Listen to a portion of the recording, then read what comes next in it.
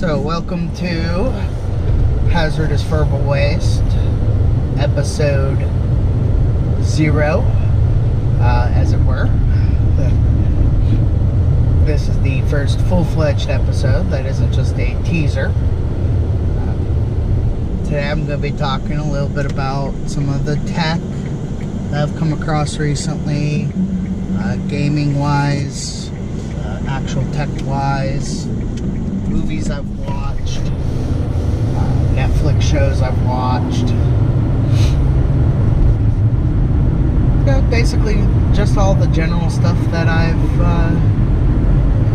experienced over the last couple of days. First off, me and my wife recently went and saw Black Panther. It's an excellent movie. One of the better movies in the Marvel Cinematic Universe. Not too bad. It felt a little clunky at times. We actually paid extra for the 3D D-box seats, which were okay. There were a few times where the 3D was not used, but I think that the D-box was well utilized. I'm not going to spoil the movie for those of you who haven't seen it yet, so I might do a spoiler video review of it later. But for right now, just go see it. It's awesome. Another home run for Marvel. Let's see. Video game wise, I recently picked up a Nintendo Switch, as well as Breath of the Wild and ARMS. Also downloaded a pinball game, which is pretty cool. Overall, Breath of the Wild so far reminds me very much of World of Warcraft. Very open world. It has a main story with quests that you can complete, as well as apparently side quests. I haven't come across any yet. Pretty much, just into the first quest, going to that first tower after you unlock all the towers. So, still pretty new to it. ARMS, I completed the first ARMS World Cup tournament in single player mode. I've heard a lot of reviews saying that the controls when you're just using the buttons can be a little clunky. I did not find this to be true for myself. I found the controls to be very easy to learn. I actually found that the motion controls were very hard to learn at first, but once you learn them, it's fairly straightforward. Punch to punch, turn your hands to actually bend the punches. There was a level in the World Cup that had a lot of obstacles in the way, and it was real fun to be able to hit my opponent from behind those obstacles. The pinball game was just some random free game that I found that has a bunch of in-game purchases that you can make to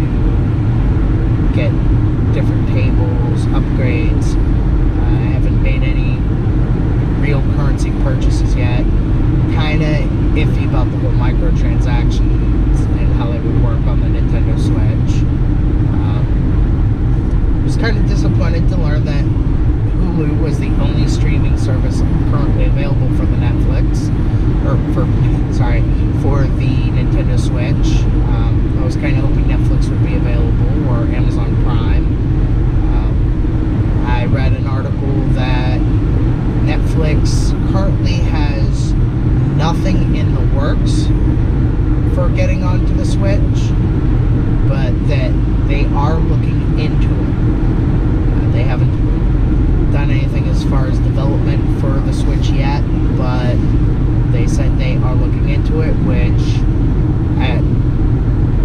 on the one hand is kind of frustrating, being a big Netflix guy myself, but it's encouraging because they did say they are planning on bringing Netflix to the Switch.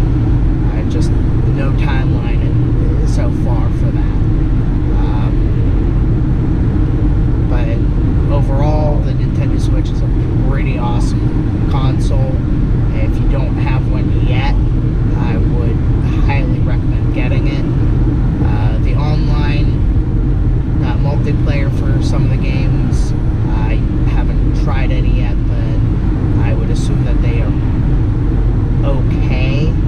I downloaded the Nintendo Switch app onto my iPhone, and unfortunately the only game that seemed to be set up for it was Splatoon 2, which I did not invest in yet.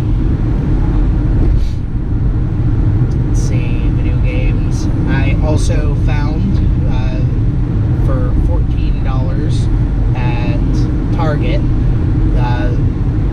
for Xbox One, Assassin's Creed Syndicate.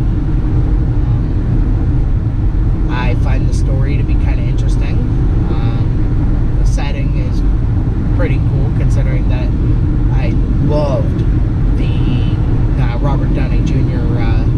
Sherlock Holmes movies, and so I was already familiar with the setting a little bit and the timeline. I can't wait to get more into it. I've already completed the first mission, so it seems to be your standard fare of Assassin's Creed games, you know. Let's see, what else have I done? I got a new GoPro. That's what I'm recording this video on. Got a tripod for it, so hopefully I'll be getting more videos up soon. I've already talked with the owner of the local hobby shop, who is very much interested in me coming in and, you know, doing some of my videos in his store, you know, doing an interview with him so he could talk about his store and the kind of stuff that they're up to. They recently started doing a Pokemon, a family-friendly Pokemon event on Sundays, which I think is really cool. You know, get young kids into gaming. Something I find to be a great way to get them interested in something other than getting into trouble. But let's see. Me and my wife are still planning our move out to Washington. We have some friends that are flying into Pennsylvania from Washington, and then they're going to drive with us out there, so that's going to be really interesting. We're going to hit West Virginia. I have some family there that we're going to visit. We're going to then go to Hammond, Indiana. My wife has some family there that we're going to visit. Then we're going to hit Colorado. I'm not sure if it's going to be Denver or Boulder. I believe it's Denver that we're going to stop at, because there is a cannabis dispensary and grow operation that offers tours, much like a winery would offer tours, where they show you their grow operation, they show you how they process the product. Apparently they do a lot of edibles at this place, so that's going to be interesting to see. So I'll be doing videos during the road trip. I just pulled into a gas station, so I'm going to probably stop this video in a moment so that I can pump some gas and then get back onto the road. So This is break number 1, and I'll be back in just a moment. Alright, YouTube, I am back. Full tank of gas, ready to go. So where was I? Oh yes, I was talking about our trip out to Washington State, where we're going to be moving. It's going to be a real change for both of us. I'm hoping to have my channel here monetized through Patreon. I will provide a link to that in the show notes. So if you like what you see and hear, almost forgot about the light.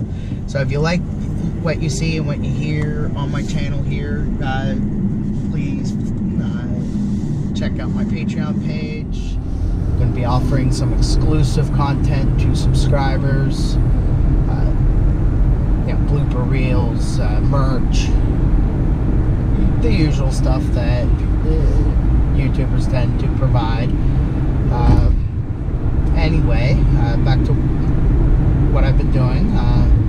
My favorite vape shop here in Erie, which is actually part of a chain out of New York.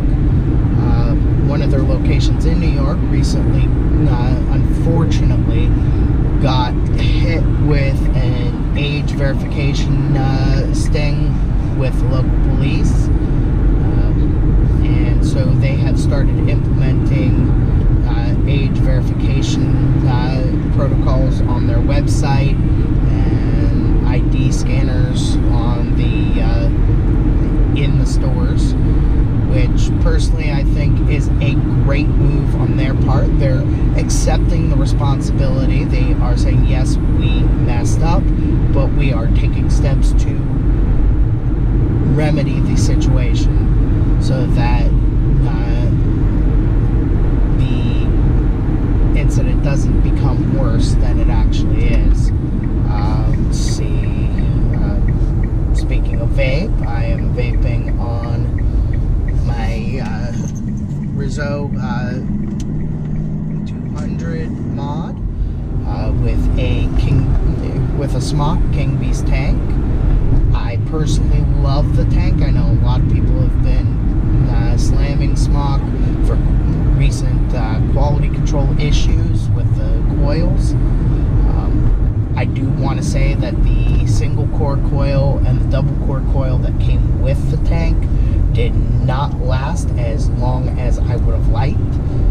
They burnt out pretty quickly, especially vaping at the max 200 watt for the device. However, the 6-core coil that came with the tank has been, each time I get one, it lasts me almost a month before the flavor quality starts to diminish.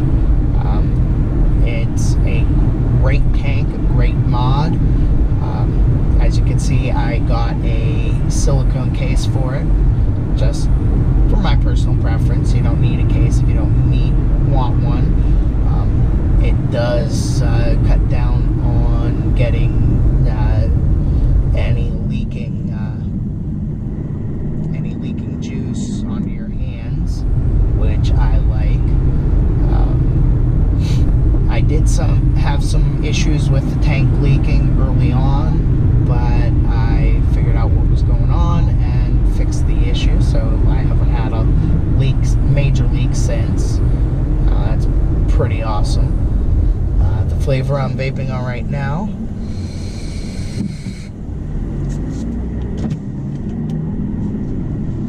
is a house juice from Yeti Vape called Moose Knuckles. Don't recall exactly what the description of the flavor was. My wife and I both agree that it tastes very much like Snickerdoodles, which we both enjoy. However, my personal favorite flavor from Yeti Vape would have to be a little something they call Squatchaman. It's a berry mint flavor. It's excellent juice.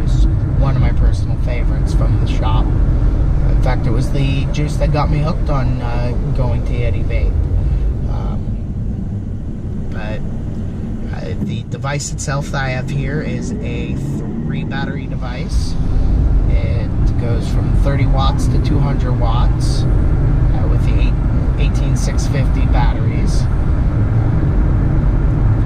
I just lucked into 2 sets of batteries from Yeti Vape during their Black Friday sale last year, so that was pretty cool. Got the batteries and battery cases, which if you are going to be vaping on a multi-battery device, getting cases for your battery sets is the best idea you could possibly have. It keeps them organized, especially with multi-battery devices. When you got a single battery device, having 1 or 2 extra batteries in your pocket, not a big deal. But when you get into multiple batteries, you can have issues with batteries shorting on each other, and you don't want that kind of mess. I've had double A's in my pocket with a penny. They shorted. It was a mess. I nearly burned a hole in my pocket. Actually, I did burn a hole in my pocket. But anyway, the device is great. The tank is awesome. If you love berry flavored juices, Yeti Vape is the place to go if you're in the Erie area. Or they also have several stores throughout the southwestern New York, Tonawanda, Hamburg. It's a great store, very knowledgeable employees. They're very friendly. I know that the Erie store, for their Black Friday sale, they actually brought Tim Hortons donuts and coffee, and provided everybody with coffee who was standing outside waiting in line in the freezing cold. So, you know, they care about their customers. They want to make sure you get the right device for your level of experience with vaping. They want to make sure that you have the right juice for your tastes. They even have a policy where if you don't like the juice, you can return it, the unused juice, and they will give you a juice of your choice in exchange, which I think is an awesome thing for a vape shop to do. They are, again, as I said, they're very knowledgeable. The first time I went in there, I talked with the guy. He asked me some questions about what kind of flavors I normally like, and we found it. That's when we found the Squatchament was the best flavor for me. They also have an awesome program where, sorry, I didn't mean to look down and block my face, but they have an awesome program where every day they have a different flavor available, or every couple of days. It depends on how often they actually update everything, but every once in a while they have a flavor of the day, and you get a 120 ml bottle for $12. So that's basically $10 mils for $1, essentially, when you break it down. But it's a great program. I don't know of any other shop in the area that does that. They do also have, on a daily basis, buy 2 get 1 free, which is a good deal if you're getting, 30 ml bottles or 10 ml bottles. Their best deals, however, they don't do it very often. Usually for special occasions like federal holidays and stuff, they'll do a buy 1 get 2 free. So a 120 ml bottle at Yeti Vape usually costs you about $50, $55. You're basically getting 360 ml of juice for $50. I don't know of anywhere else that you can get that kind of a deal. It's awesome. They do also offer, if upon request, a 30 ml bottle with the purchase of a 120 ml bottle, empty 30 ml bottle. That way, you don't have to worry about pouring your, spilling your juice as you're trying to fill your tank if you're vaping on a tank, or spilling your juice if you're when you go to drip on your drip tip. And the 30 ml bottles they use have a needle tip. Let me see. Try to think if I have my 30 ml bottle with me. I do. So let me just unscrew this for you and show you. Oh. As you can see, it's a needle tip, which is perfect for filling tanks such as this that have, I can open it, I don't know if you can see, has a very small fill hole. Very hard to get bigger bottle tips into. But anyway, I digress. So, as I said, Beast King tank, awesome tank. Came with a couple of vape bands here.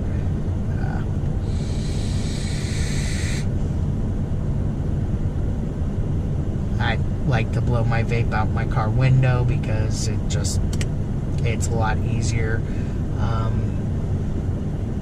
There was recently a discussion on the Yeti Vape Facebook page about vaping in hotel rooms. The two main takeaways I have of that conversation was that, one, most hotels are not completely against vaping. As long as you let them know, that they'll usually work with you so that you don't accidentally set off the fire alarms or anything, or the smoke detectors or anything. And several people suggested requesting a shower cap and using that to cover the smoke detector so you don't set off the smoke alarm. I would not recommend, I do not condone, nor do I recommend vaping in a hotel room without first checking with management. If they permit it, awesome. If they say no, find a way to vape that doesn't violate the hotel policy. Let's see. Video games, movies. Our trip out to Washington. Me and my wife currently live in Pennsylvania, which is not a cannabis legal state. We have been to Washington State to visit my sister-in-law, so we have tried it out there.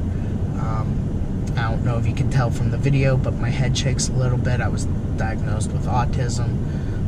I have tremors in my head, and the cannabis has helped. So, if you're in a legal state and you have autism, epilepsy, tremors, chronic pain, when I consumed, I have lower back pain. That was gone, completely gone. Depression, PTE. For those of you who have served in the military, such as myself, by the way, thank you for your service. PTSD, totally treatable with medical cannabis, provided you get it legally. I do not, nor have I ever, nor will I ever condone illegal consumption of cannabis. It is a great medication, has very little to no side effects, provided that you consume it in moderation, as with anything. Let's see, what else?